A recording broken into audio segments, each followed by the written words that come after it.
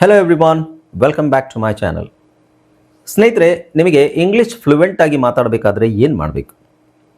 Grammar ಓದಬೇಕಾ, grammar ಕಲಿಬೇಕಾ, ಅಥವಾ vocabulary ಕಲಿಬೇಕಾ, ಅಥವಾ ಏನು ಮಾಡಬೇಕು? ಕೆಲವರು ಹೇಳ್ತೀರಾ ಡೈಲಿ ಮಾತಾಡ್ತಾ ಇದ್ರೆ ಬರುತ್ತೆ. ಯಾರ ಹತ್ರ ಮಾತಾಡ್ತೀರಾ, ಏನು ಮಾತಾಡ್ತೀರಾ, ಹೇಗೆ ಮಾತಾಡ್ತೀರಾ ಅನ್ನೋದು ಮುಖ್ಯ. ಓಕೆ, ಸೊ ಇವೆಲ್ಲ ಕರೆಕ್ಟಾಗಿ ನಾವು ಫಾಲೋ ಮಾಡಿದ್ರೆ ಮಾತ್ರ ನಮಗೆ ಇಂಗ್ಲೀಷನ್ನು ಫ್ಲೂಯೆಂಟಾಗಿ, ಅಂದರೆ ಕನ್ನಡ ಯಾವ ಥರ ಮಾತಾಡ್ತೀವಿ, ಸರಾಗವಾಗಿ ಕನ್ನಡ ಮಾತಾಡೋದ್ರ ಇಂಗ್ಲೀಷ್ ಕಲಿಬೇಕು ಅಂತ ಹೇಳಿದ್ರೆ ತುಂಬ ಮುಖ್ಯವಾದ ಒಂದು ವಿಷಯ ಇದೆ. ಅದನ್ನು ಎಲ್ಲರೂ ಬಿಟ್ಬಿಡ್ತಾರೆ. Which is speaking are talking about situational sentences are talking in particular situation. So ಇದನ್ನು ಬಿಟ್ಬಿಡ್ತೀವಿ ನಾವು.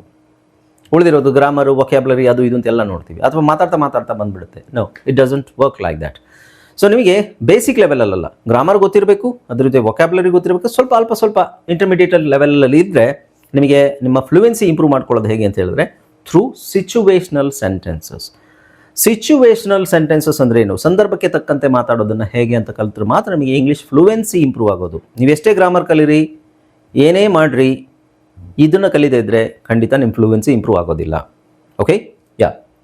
ಸೊ ಇವತ್ತಿನ ಕ್ಲಾಸಲ್ಲಿ ನಾವೇನು ಕಲಿತೀವಿ ಅಂತ ಹೇಳಿದ್ರೆ ಎಕ್ಸ್ಪ್ರೆಸ್ಸಿಂಗ್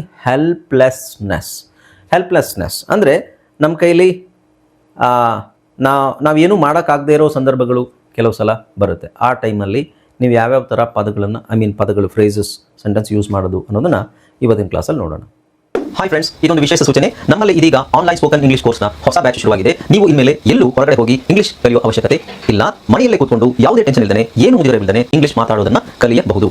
ಸ್ನೇಹಿತರೆ, ಸ್ಪೋಕನ್ ಇಂಗ್ಲಿಷ್ ಮಾತ್ರ ಅಲ್ಲ, ನಿಮಗೆ ಇಂಗ್ಲಿಷ್ನ ಓದಲಿಕ್ಕೆ ಬರಲಿಕ್ಕೆ ಬರಲ್ಲ ಅಂತ ಇಟ್ಕೊಳ್ಳಿ. ಈಗ ಇಂಗ್ಲಿಷಲ್ಲಿ ನಿಮಗೆ ಓದಲಿಕ್ಕೆ ಬರಲಿಕ್ಕೆ ಬರಲ್ಲ, ಬರೀ ನಿಮಗೆ ABCD ಮಾತ್ರ ಗೊತ್ತು, ಅಥವಾ ABCD ಗೊತ್ತಿಲ್ಲ ಅಂತ ಇಟ್ಕೊಳ್ಳಿ. ಸೊ ABCD ಗೊತ್ತಿಲ್ಲ ಅಂತ ಪರವಾಗಿಲ್ಲ, ನಾವು ನಿಮಗೆ ಇಂಗ್ಲಿಷ್ನ ಬೇಸಿಕ್ಕಿಂದನೇ ಓದಲಿಕ್ಕೆ ಮತ್ತು ಬರಲಿಕ್ಕೆ ಸಹ ಹೇಳ್ಕೊಡ್ತೀವಿ. ಅದು ಅಲ್ಲದೆ ನೀವು ಒಂದು ವೇಳೆ ಕನ್ನಡ ಬರಲ್ಲ ಅಂತ ಇಟ್ಕೊಳ್ಳಿ, ಕನ್ನಡನೂ ಹೇಳ್ಕೊಟ್ಟು ಕನ್ನಡದಿಂದ ಇಂಗ್ಲಿಷ್ನ ಹೇಗೆ ಓದೋದು, ಕನ್ನಡನೂ ನಾವು ಹೇಳ್ಕೊಟ್ಟು ಅದರ ಮೂಲಕ ಇಂಗ್ಲಿಷ್ನ ಹೇಗೆ ಕಲಿಯೋದು ಅನ್ನೋದನ್ನ ನಾವು ಈ ಕೋರ್ಸಲ್ಲಿ ಇನ್ಕ್ಲೂಡ್ ಮಾಡಿದ್ದೀವಿ. ಸ್ನೇಹಿತರೆ, ಈ ಕೋರ್ಸನ್ನು ಚಿಕ್ಕ ಮಕ್ಕಳನ್ನು ಹೊರತುಪಡಿಸಿ ಬೇರೆ ಯಾರು ಬೇಕಾದ್ರೆ ಈ ಕೋರ್ಸ್ಗೆ ಜಾಯ್ನ್ ಆಗಬಹುದು. ನೀವು ಕೆಲಸ ಹೋಗೋರು ಇರ್ಬೋದು, ಮನೆಯಲ್ಲಿ ಇರ್ಬೋದು, ಅಥವಾ ನೀವು ಯಾವುದೋ ಒಂದು ಬಿಸ್ನೆಸ್ ಮಾಡ್ತಾ ಇರ್ಬೋದು. ಓಕೆ, ಸೊ ಯಾರು ಬೇಕಾದ್ರೂ ಈ ಕೋರ್ಸ್ನ ಜಾಯ್ನ್ ಆಗಬಹುದು. ಹಾಗಾದ್ರೆ ಸ್ನೇಹಿತರೆ, ತಡ ಯಾಕೆ? ಈ ಸ್ಪೋಕನ್ ಇಂಗ್ಲಿಷ್ ಕೋರ್ಸ್ ಮತ್ತು English basic reading and writing ಕೋರ್ಸ್ನ ಜಾಯ್ನ್ ಆಗಬೇಕು ಅಂತ ಆಸಕ್ತಿ ಇರೋರು ಈ ಕೂಡಲೇ ನಿಮ್ಮ ಫೋನ್ ತೆಗೆದುಕೊಳ್ಳಿ, ಹಾಗೂ ಇಲ್ಲಿ ಬರ್ತಿರುವಂತಹ ನಂಬರ್ಗೆ ಅಥವಾ ಕೆಳಗಡೆ ಬರ್ತಾ ಇರುವಂತಹ ನಂಬರ್ಗೆ ನೀವು ಕರೆ ಮಾಡತಕ್ಕದ್ದು, ಅಥವಾ ವಾಟ್ಸ್ಆ್ಯಪ್ನಲ್ಲಿ ಸಂಪರ್ಕಿಸಿ ನಿಮ್ಮ ಹೆಸರನ್ನು ರಿಜಿಸ್ಟರ್ ಮಾಡಿಕೊಳ್ಳಿ. ನಮಸ್ಕಾರ ಸ್ನೇಹಿತರೆ, ನಾನು ನಿಮ್ಮ ಇಂಗ್ಲಿಷ್ ಟ್ರೈನರ್ ಅನಿಲ್ ಕುಮಾರ್. ಬನ್ನಿ ಇಂಗ್ಲಿಷ್ ಕಲಿಯೋಣ ಚಾನಲ್ಗೆ ಎಲ್ಲರಿಗೂ ಮತ್ತೊಮ್ಮೆ ಸುಸ್ವಾಗತ. ಸ್ನೇಹಿತರೆ, ನೀವು ಈ ಚಾನಲ್ಗೆ ಹೊಸಬರಾಗಿದ್ದರೆ ದಯವಿಟ್ಟು ಚಾನಲ್ನ ಸಬ್ಸ್ಕ್ರೈಬ್ ಮಾಡೋದನ್ನ ಮರಿಬೇಡಿ. ಹಾಗೆ ಪಕ್ಕದಲ್ಲಿರೋ ಬೆಲ್ ಐಕಾನ್ ಕ್ಲಿಕ್ ಮಾಡಿ. ನಾವು ಹಾಕುವ ಎಲ್ಲ ವಿಡಿಯೋಗಳು ನಿಮಗೆ ನೋಟಿಫಿಕೇಶನ್ ಬರುತ್ತೆ. ಜಸ್ಟ್ ನೋಟಿಫಿಕೇಶನ್ ಕ್ಲಿಕ್ ಮಾಡಿದ್ರೆ ಸಾಕು. You can learn English freely, for free. Okay, ಹಾಗೆ ಈ ವಿಡಿಯೋಗೆ ಒಂದು ಲೈಕನ್ನು ಕೊಟ್ಬಿಡಿ. ದಯವಿಟ್ಟು ಈ ವಿಡಿಯೋನ ಕೊನೆ ತನಕ ನೋಡಿ. ಬಹಳಷ್ಟು ವಿಷಯಗಳಿದೆ ಇದರಲ್ಲಿ, ಬಹಳಷ್ಟು ಸೆಂಟೆನ್ಸ್ಗಳಿದ್ದಾವೆ. ವಿಡಿಯೋಗೆ ಒಂದು ಲೈಕನ್ನು ಕೊಟ್ಬಿಡಿ. ಹಾಗೆ ನಿಮಗೇನಾದರೂ ಡೌಟ್ ಇದ್ದರೆ ಕಾಮೆಂಟ್ ಸೆಕ್ಷನಲ್ಲಿ ಶೇರ್ ಮಾಡಿ. ಈ ವಿಡಿಯೋನ ಎಲ್ರಿಗೂ ಶೇರ್ ಮಾಡಿ, ರೈಟ್? ಇದರಿಂದ ಎಲ್ರಿಗೂ ಉಪಯೋಗ ಆಗಲಿ. And what else? So without any further ado, shall we dive into the video? So expressing helplessness ಅಂದರೆ ಅಸಹಾಯಕತೆ. ಅಂದರೆ ನಮ್ಮಿಂದ ಏನೂ ಮಾಡೋಕ್ಕಾಗದೇ ಇರುವಂತಹ ಸಿಚುವೇಶನ್, ನಿಮ್ಮ ಫ್ರೆಂಡ್ಸಿಗೋ, ಅಥವಾ ನಿಮ್ಮ ಫ್ಯಾಮಿಲಿ ಮೆಂಬರ್ಸಿಗೋ, ಅಥವಾ ನಿಮ್ಮ ಕ್ಲಾಸ್ಮೇಟ್ಸಿಗೋ, ಅಥವಾ ಅಪರಿಚಿತ ವ್ಯಕ್ತಿಗೋ ನಾವೇನು ಮಾಡೋಕ್ಕಾಗದೇ ಇರೋ ಸಂದರ್ಭದಲ್ಲಿ ನಾವು ಏನನ್ನು ಹೇಳ್ಬೋದು? ಸೊ ಜನರಲ್ ಹೆಲ್ಪ್ಲೆಸ್ನೆಸ್, ಸಾಮಾನ್ಯ ಅಸಹಾಯಕತೆ. ಹೆಂಗೆ ಹೇಳ್ಬೋದು ನೋಡಿ? I feel completely helpless in this situation. I can't do anything. I am really sorry. I am extremely sorry. ಈ ಸಿಚುವೇಶನಲ್ಲಿ ನನಗೇನೂ ಮಾಡಲಿಕ್ಕಾಗಲ್ಲ. ದಯವಿಟ್ಟು ನನಗೆ ಕ್ಷಮಿಸ್ಬಿಡಿ. I feel completely helpless in this situation.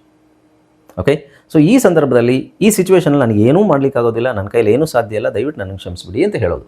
So ಈ ಪರಿಸ್ಥಿತಿಯಲ್ಲಿ ನನಗೆ ಸಂಪೂರ್ಣ ಅಸಹಾಯಕತೆ ಅನಿಸುತ್ತಿದೆ. Okay, there is nothing I can do about it. Okay, ಅದರ ಬಗ್ಗೆ ನಾನು ಏನೂ ಮಾಡಲು ಸಾಧ್ಯ ಇಲ್ಲ. There is nothing I can do about it. ನನ್ನ ಹತ್ರ ಏನೂ ಇಲ್ಲ, ನಾನೇನು ಮಾಡಲಿಕ್ಕಾಗಲ್ಲ. ದರ್ ಇಸ್ ನಥಿಂಗ್, ಅಲ್ಲೇನೂ ಇಲ್ಲ ಅಂತ ಅರ್ಥ. ದೇರ್ ಇಸ್ ನಥಿಂಗ್ ಅಂದರೆ ಅಲ್ಲೇನೂ ಇಲ್ಲ. ಬಟ್ ಎಲ್ಲಿ ಕನೆಕ್ಟ್ ಆಗುತ್ತೆ? I can do about it. So ನೀವು ಸೆಂಟೆನ್ಸನ್ನು ಸಪ್ರೇಟಾಗಿ ಬಿಡಿಸಿದ್ರೆ ಬೇರೆ ಬೇರೆ ಮೀನಿಂಗ್ ಬರುತ್ತೆ. This is very important. ಇಂಗ್ಲೀಷಲ್ಲಿ ಸೆಂಟೆನ್ಸನ್ನು ನೀವು ಸಪ್ರೇಟಾಗಿ ಬಿಡಿಸಿದ್ರೆ, ಐ ಕ್ಯಾನ್ ಡೂ, ನನ್ನ ಕೈಲಿ ಮಾಡೋಕ್ಕಾಗುತ್ತೆ. About it,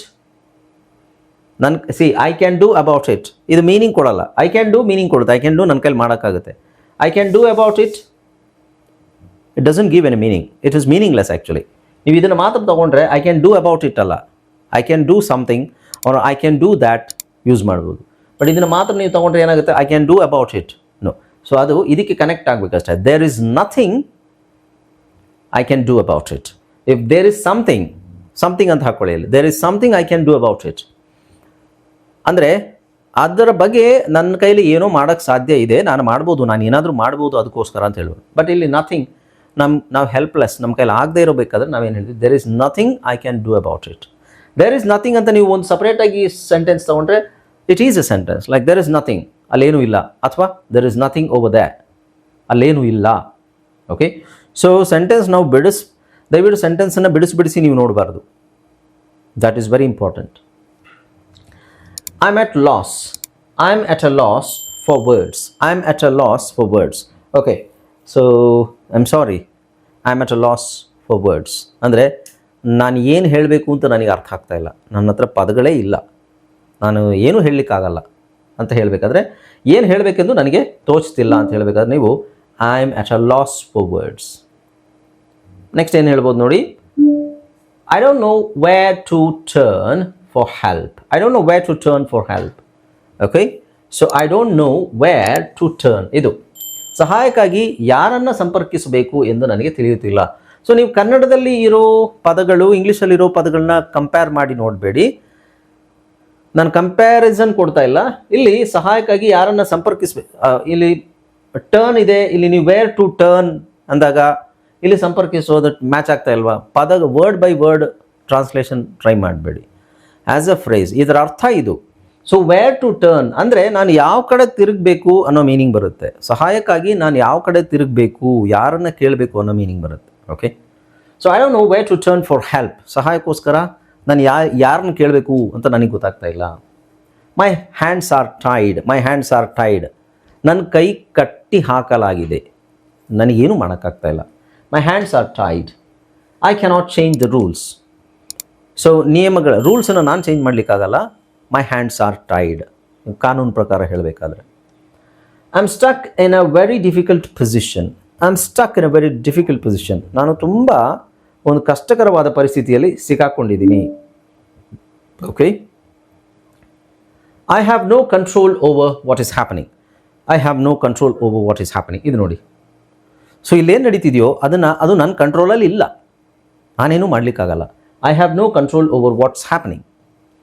Next, asking for urgent help. ಸಹಾಯಕ್ಕಾಗಿ ಮೊರೆ ಇಡುವಾಗ ಅಂದರೆ ಅರ್ಜೆಂಟಾಗಿ ನಮಗೆ ಏನಾದರೂ ಸಹಾಯ ಕೇಳಬೇಕಾದ್ರೆ ನಾವೇನು ಹೇಳ್ತೀವಿ, ಐ ಕಾಂಟ್. ಆಗ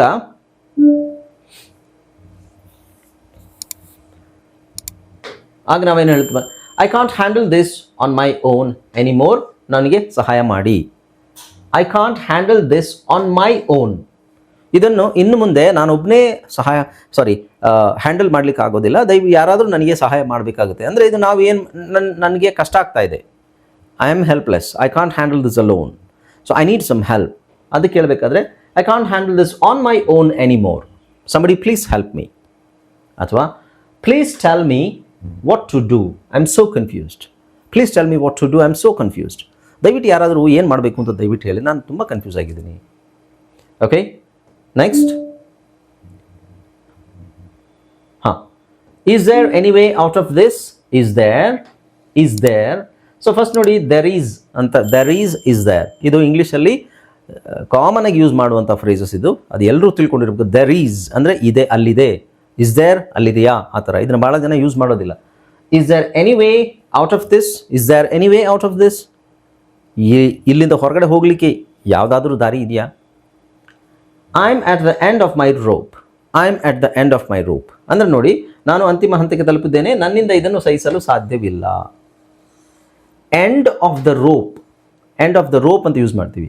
ಎಂಡ್ ಆಫ್ ದ ರೋಪ್ ಅಂದರೆ ಇದು ರೋಪ್, ಇದು ನಾನು ತುದಿಲಿದ್ದೀನಿ, ರೋಪ್ನ ತುದಿಲಿದ್ದೀನಿ, ನನಗೆ ಏನು ಕೊನೆಯಲ್ಲಿದ್ದೀನಿ ಅಂದರೆ ಕೊನೆ ತಲುಪಿಬಿಟ್ಟಿದ್ದೀನಿ, ನನಗೆ ಅದು ಮುಂದೆ ಹೋಗ್ಲಿಕ್ಕೆ ಆಗ್ತಾ ಇಲ್ಲ, ಆ ಮೀನಿಂಗ್ ಬರುತ್ತೆ. I desperately need someone support.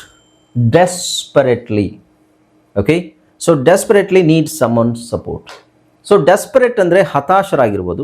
ಇದರ ಮೀನಿಂಗ್ ಏನು, ನಾನು ತುಂಬ ಹತಾಶನಾಗಿದ್ದೀನಿ, I desperately need someone's support. ನನಗೆ ಬೇರೆ ದಾರಿನೇ ಇಲ್ಲ, ನನಗೆ ಯಾರ್ದಾದ್ರೂ ಸಪೋರ್ಟ್ ಬೇಕೇ ಬೇಕೀಗ.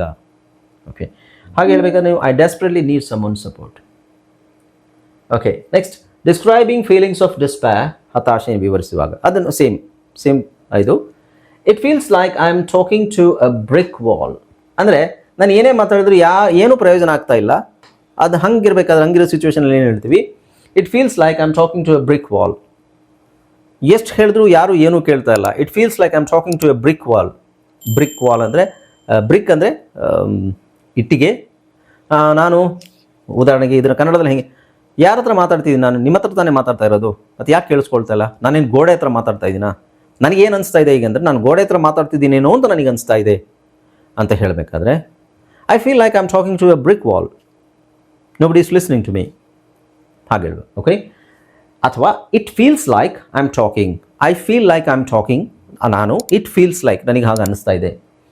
No matter what I do it's not enough, no matter what I do it's not enough, ನಾನು ಏನೇ ಮಾಡಿದ್ರು ಸಾಕಾಗ್ತಾ ಇಲ್ಲ. No matter what I do, so ಇದು ನಿಮಗೆ ನೋಡಿ, ನಾನು ಏನೇ ಮಾಡಿದ್ರು ಸಾಕಾಗ್ತಾ ಇಲ್ಲ, ಇದು ನೋ ಮ್ಯಾಟರ್ ಯಾಕೆ ಬಂತು ಅಂತ ಅನಿಸುತ್ತೆ ನಿಮಗೆ. ನೋ ಮ್ಯಾಟರ್ ಅನ್ನೋದೇ ಒಂದು phrase actually. No matter what he does, ಅವನೇನು ಮಾಡ್ತಾನೋ ಅದು ನನಗೆ ಗೊತ್ತಿಲ್ಲ. No matter what you do, ನೀನೇನು ಮಾಡ್ತೀವೋ ನನಗೆ ಗೊತ್ತಿಲ್ಲ. ಹಿಂಗೆ ಹೇಳಬೇಕಾ ನಾವು ಹಿಂಗೆ ಹೇಳಬೇಕು. ಸೊ ಡೂ ನಾಟ್, ನೀವು ಒಂದೊಂದು ಫ್ರೇಸ್ದು ಒಂದೊಂದು ಪದದ್ದು ಮೀನಿಂಗ್ ಇಲ್ಲಿ ಹುಡುಕಬೇಡಿ, it's completely different. Okay, no matter what I do it's not enough, ನಾನು ಏನೇ ಮಾಡಿದ್ರು ಅದು ಸಾಕಾಗಲ್ಲ, ಸಾಲ್ತಿಲ್ಲ. ನೆಕ್ಸ್ಟ್ 15th ನೋಡಿ, I feel like I am losing everything. I feel like I am losing everything, ನನಗನ್ನಿಸ್ತಾ ಇದೆ ನಾನೆಲ್ಲ ಕಳ್ಕೊತಿದ್ದೀನೇನೋ ಅಂತ ನನಗನ್ನಿಸ್ತಾ ಇದೆ. Everything is falling apart around me. So falling apart ಅನ್ನೋದೇ ಒಂದು ಫ್ರೇಸ್ ಆ್ಯಕ್ಚುಲಿ. ನನ್ನ ಸುತ್ತಲಿರುವ ಎಲ್ಲವೂ ಕೈತಪ್ಪಿ ಹೋಗ್ತಿದೆಯೇ ಏನೋ ಅಂತ ಅನಿಸ್ತಾ ಇದೆ. So everything is falling apart around me, ಅನಿಸ್ತಾ ಇದೆ ಅಂತಿಲ್ಲ, ಆಗ್ತಾ ಇದೆ ಅಂತ ಡೈರೆಕ್ಟಾಗಿ ಹೇಳೋದು. Everything is falling apart around me, ನನ್ನ ಸುತ್ತಲಿರುವ ಎಲ್ಲವೂ ಕೈತಪ್ಪಿ ಹೋಗ್ತಾ ಇದೆ, ನನ್ನ ಕಂಟ್ರೋಲಲ್ಲಿ ಯಾವುದೂ ಸಿಗ್ತಾ ಇಲ್ಲ ಅನ್ನೋ ಮೀನಿಂಗ್ ಬರುತ್ತೆ ನೋಡಿ. I feel trapped in this routine. I feel trapped in this routine. Routine ಅಂದ್ರೇನು? ಡೈಲಿ ಬೆಳಗ್ಗೆ ಎದ್ದೇಳ್ತೀವಿ, ಹಲ್ಲುಚ್ತೀವಿ, ಸ್ನಾನ ಮಾಡ್ತೀವಿ, ತಿಂಡಿ ಮಾಡ್ತೀವಿ, ಆಫೀಸಿಗೆ ಹೋಗ್ತಾರೆ ಅಥವಾ ಸ್ಕೂಲಿಗೆ ಹೋಗ್ತಾರೆ, ಅದೇ ಚಟುವಟಿಕೆ ನಡೀತಾ ಇದೆ. I feel trapped in this routine. ಈ ದಿನಚರಿಯಲ್ಲಿ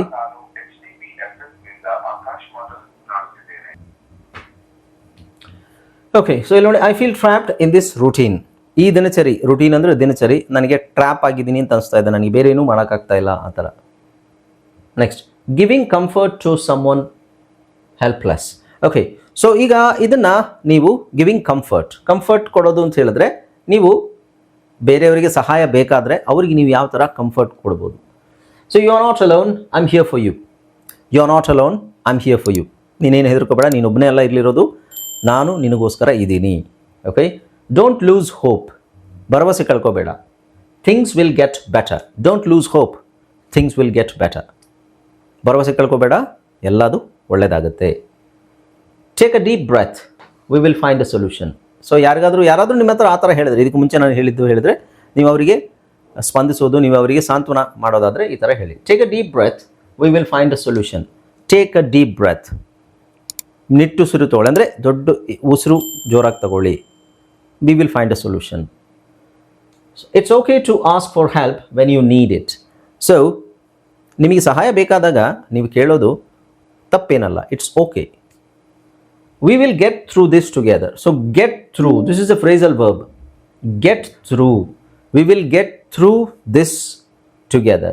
Okay? So ಇವೆರಡನ್ನು ನಾವು ಒಟ್ಟಾಗಿ ಇದನ್ನು ಎದುರಿಸೋಣ, ಅಥವಾ ಇದನ್ನು ನಾನೇ ನಿನಗೆ ಸಹಾಯ ಮಾಡ್ತೀನಿ. ಓಕೆ, ಇನ್ನೊಂದು 3 ಸೆಂಟೆನ್ಸ್ ಇದೆ, ಇದನ್ನು ನೋಡ್ಬಿಡೋಣ. ಅಕ್ಸೆಪ್ಟಿಂಗ್ ದ ಸಿಚುವೇಶನ್, ಪರಿಸ್ಥಿತಿಯನ್ನು ನಾವು ಒಪ್ಕೊಳ್ಳೋದು. Okay, so I have to accept that I can't change everything. ಏನೋ ಸಿಚುವೇಶನ್ ಇದೆ, ಅದನ್ನು ಒಪ್ಕೋಬೇಕಲ್ವಾ. I have to accept that I can't change everything. ನಾನು ಎಲ್ಲದನ್ನು ಬದಲಾಯಿಸೋಕ್ಕೆ ನನ್ನ ಕೈಲಿ ಆಗುತ್ತೆ ಅಂತ ನಾನು ಹೇಳಲ್ಲ, ಅದನ್ನು ಒಪ್ಕೋಬೇಕು. Sometimes we just have to wait and see. ಕೆಲವು ಸಲ ನಾವು ವೆಯ್ಟ್ ಮಾಡಿ ನೋಡಬೇಕು. I am doing my best but it's out of my hands. ನಾನೇನೋ ನನ್ನ ಕೈಲಿ ಏನಾಗುತ್ತೆ ಅದನ್ನು ನಾನು ಮಾಡ್ತಾಯಿದ್ದೀನಿ, but it's out of my hands. ನನ್ನ ಕೈಯಲ್ಲಿ ಅದು ಇಲ್ಲ, ನನ್ನ ಕೈಯಲ್ಲಿ ಆದಷ್ಟು ನಾನು ಮಾಡಿದೆ, ಬಟ್ ಅದು it's out of my hands. Out of ಅಂತ ಯೂಸ್ ಮಾಡಿದಾಗ ನಮ್ಮ ಕೈಯಲ್ಲಿ ಅದು ಇಲ್ಲ ಅಂತ ಅರ್ಥ. ಓಕೆ, ಅರ್ಥ ಆಯ್ತಲ್ಲ? So these are around 25 sentences. Daily ನೀವು ಒಂದೊಂದು ಸಿಚುವೇಶನ್ಗೆ 25 ಸೆಂಟೆನ್ಸಸ್ ಕಲಿತ್ರೆ, ಡೈಲಿ ಪ್ರತಿದಿನ ಕಲಿಬೇಕು. ಅಂದರೆ ಅದನ್ನು ಪದೇ ಪದೇ ಹೇಳ್ತಾ ಇರಬೇಕು, ಯೂಸ್ ಮಾಡಬೇಕು. ನೀವು ಇನ್ನೊಬ್ಬರ ಹತ್ರ ಅದನ್ನು ಮಾತಾಡಬೇಕು ಅಂತನಿಲ್ಲ, ನೀವೇ ಜಸ್ಟ್ ಅದನ್ನು ಪ್ರಾಕ್ಟೀಸ್ ಮಾಡ್ಕೊಂಡಿದ್ರೆ ನೀವು ಆ ಸಿಚುವೇಶನ್ಗೆ ನಿಮಗೆ ಆಟೋಮೆಟಿಕ್ ಆಗಿ ಅದು ಬಂದುಬಿಡುತ್ತೆ. Okay, right. ಸೊ ವಿಡಿಯೋ ಇಷ್ಟ ಆಯಿತು ಅಂತ ಅಂದ್ಕೊಂಡಿದ್ದೀನಿ. Thank you so much for watching this video. I hope you enjoyed this video. And ವಿಡಿಯೋಗೆ ಒಂದು ಲೈಕನ್ನು ಕೊಟ್ಬಿಡಿ. ಲೈಕ್ ಕೊಡದೇ ಇದ್ದರೆ ದಯವಿಟ್ಟು ಇನ್ನೇನು ಈ ವಿಡಿಯೋನ ಎಲ್ಲರಿಗೂ ಶೇರ್ ಮಾಡಿ. ಕಾಮೆಂಟ್ಸಲ್ಲಿ ಕಾಮೆಂಟ್ ಮಾಡಿ ನಿಮಗೆ ಏನಾದರೂ ಡೌಟ್ ಇದ್ದರೆ. ಆ್ಯಂಡ್ ಅಫ್ಕೋರ್ಸ್ ಈ ವಿಡಿಯೋ ನೀವಿನ್ನೂ ಹೊಸಬರಾಗಿದ್ದರೆ ಚಾನಲ್ನ ಸಬ್ಸ್ಕ್ರೈಬ್ ಮಾಡೋದನ್ನು ಮರಿಬೇಡಿ. ಹಾಗೆ ಪಕ್ಕದಲ್ಲಿರೋ ಬೆಲ್ ಐಕಾನ್ ಕ್ಲಿಕ್ ಮಾಡಿ. ನೀವು ಚಾನಲ್ ಸಬ್ಸ್ಕ್ರೈಬ್ ಮಾಡಿದ್ರು ನೀವು ಬೆಲ್ ಐಕಾನ್ ಕ್ಲಿಕ್ ಮಾಡದೇ ಇದ್ದರೆ ನಿಮಗೆ ನೋಟಿಫಿಕೇಷನ್ ಬರಲ್ಲ. ನಾವು ವಿಡಿಯೋ ಅಪ್ಲೋಡ್ ಮಾಡಿದಾಗ ನಿಮಗೆ ನೋಟಿಫಿಕೇಷನ್ ಬಂದರೆ ಮಾತ್ರ ನೀವು ಚಾನಲ್, ಇಲ್ಲಾಂದರೆ ಪದೇ ಪದೇ ನಮ್ಮ ಚಾನಲ್ನ ನೀವು ಸೆಲೆಕ್ಟ್ ಮಾಡಬೇಕಾಗುತ್ತೆ. ಐ ಮೀನ್ ಸರ್ಚಲ್ಲಿ ನೀವು ಟೈಪ್ ಮಾಡಬೇಕಾಗುತ್ತೆ. ಓಕೆ, ಸೊ ಹಾಗಾಗಿ ನೋಟಿಫಿಕೇಷನ್ ಕ್ಲಿಕ್ ಮಾಡಿ ಇಟ್ಕೊಳ್ಳಿ. That is very important. And ನಮ್ಮ ಹೊಸ ಕೋರ್ಸ್ ಸ್ಟಾರ್ಟ್ ಆಗಿದೆ, ಹೊಸ ಬ್ಯಾಚ್ ಸ್ಟಾರ್ಟ್ ಆಗಿದೆ, spoken English course and reading writing batch course. ನಿಮಗೆ ಯಾರಿಗಾದರೂ ಕೋರ್ಸ್ ಜಾಯ್ನ್ ಆಗಬೇಕು ಅಂತಿದ್ದರೆ ಕೆಳಗಡೆ ಕೊಟ್ಟಿರೋ ಫೋನ್ ನಂಬರ್ಗೆ ವಾಟ್ಸಪ್ ಮೂಲಕ ಸಂಪರ್ಕಿಸಿ. Okay, this is Anil Kumar signing off. Let's meet in the next video. Until then, keep watching my videos. Bye bye. Take care.